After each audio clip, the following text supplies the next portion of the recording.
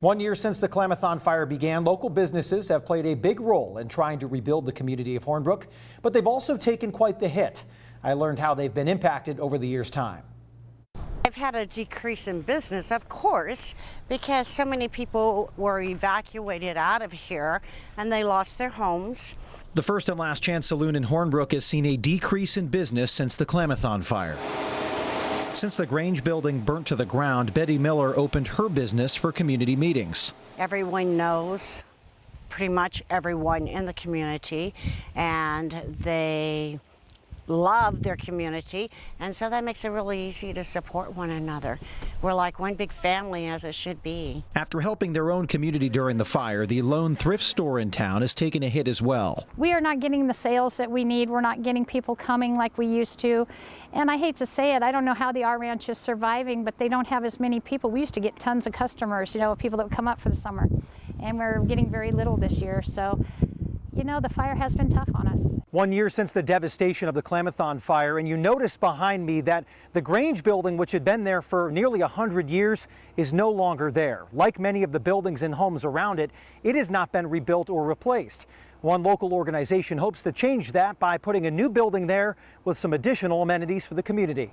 We need space for community events, weddings, graduations, that kind of thing. We need space to have meetings, AA and different groups that want to meet here. And the fire department would like to support an emergency evacuation shelter that potentially could be in this community building. The Hornbrook Community Association's Healing Hornbrook program was created to try and connect neighbors and businesses to rebuild after Klamathon. The biggest thing since the fire is the community coming together, supporting the Hornbrook Community Association, and having these conversations with the community to what do we want to see in this building? What would we like to see in our town in the future?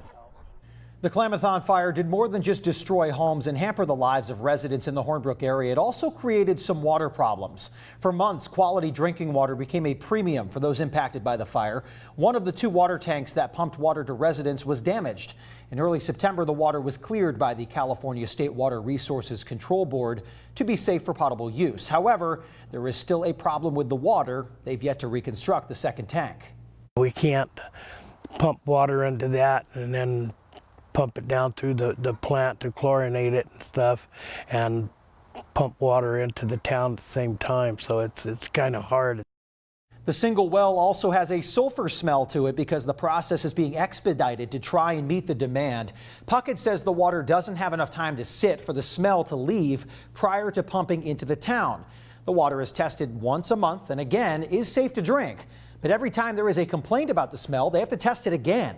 Puckett says they've received a $1.7 million grant from the Office of Emergency Services. The town needs to kick in 25% in order to build the second well and tank.